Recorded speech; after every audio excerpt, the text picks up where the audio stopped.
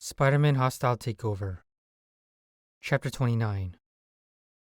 Fisk sat across from Mr. Flesher of Rocks on Black Ridge.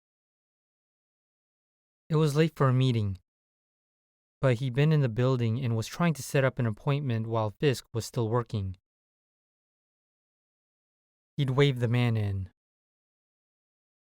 "Does this concern the surveillance subjects?" Fisk asked. "No," Fletcher said. "the other matter." Fisk had asked Roxxon Blackridge to perform a security review.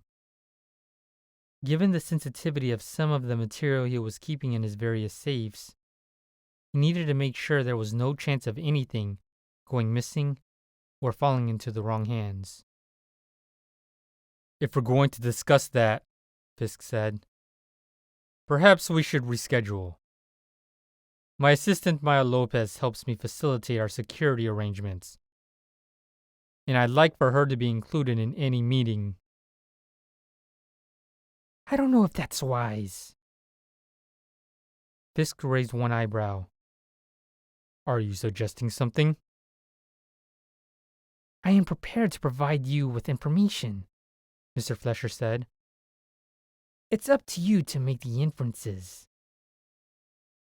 He opened his briefcase and removed a manila envelope. From that, he removed a black and white photo of Maya walking into his office complex on the Upper East Side. "Miss Lopez entered the building at 9:47 a.m. Fisk shrugged his massive shoulders.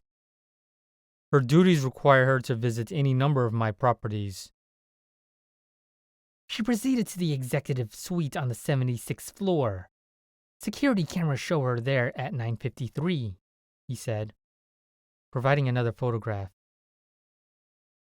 It showed Maya in an otherwise empty office. A painting had been swung away from the wall, revealing a safe.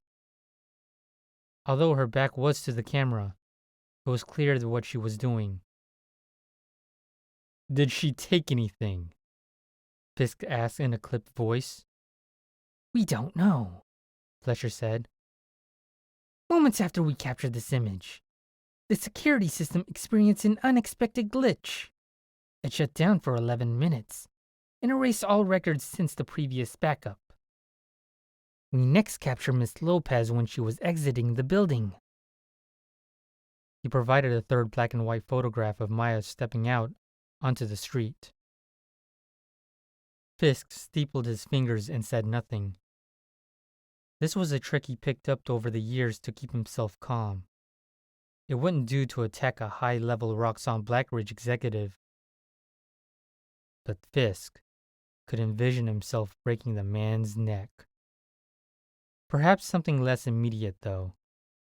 Punching him in the face, knocking him down, kicking him in the stomach until he vomited blood. Yes, something like that would be more satisfying. He took a deep breath and waited. "We were very lucky," Fletcher said. "because we were performing the review. We were piggybacking on your systems.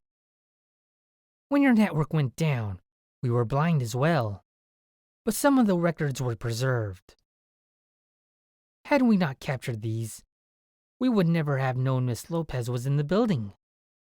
He frowned, then added, "Whoever did it knew how to ensure that the data was unrecoverable." Still, Fisk didn't move. He thought, however, about crushing Fletcher's head with his bare hands. "There's no way to know what Miss Lopez was doing," Fletcher continued. "Frankly, you can't say she was doing anything improper.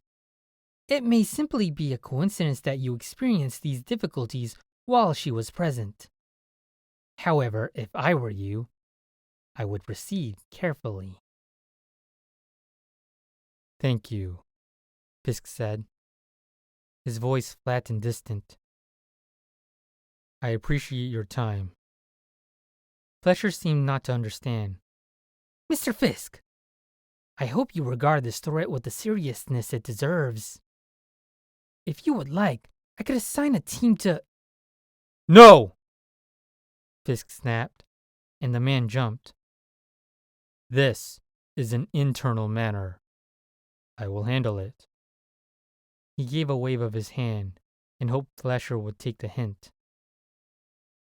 If he didn't, Then I'll be on my way, Fletcher said. He stood up and waited for a moment to see if Fisk would do the same. He did not, and a look of relief crossed his face. Perhaps he had some sense of how close he had been walking to the edge of the abyss. Long after he left, Fisk sat very still. That Maya might betray him was unimaginable. She had never been anything but loyal. But her loyalty was based on an image he had crafted very carefully. He'd intended, of course, to let her know more about what he did, what he had to do, in order to succeed. The time wasn't right yet, though. After the project, he had told himself, let her get a taste of what it is to succeed. Let her see the spoils for which he was fighting. Once she understood what could be achieved, she wouldn't balk at the price. Had she learned of some of the more unsavory elements of his work? He didn't think so. Nor did he think she would move against him, not without offering him the chance to explain. Still, he told himself, he would have to be careful. He would not shut her out, but he would watch her with new eyes.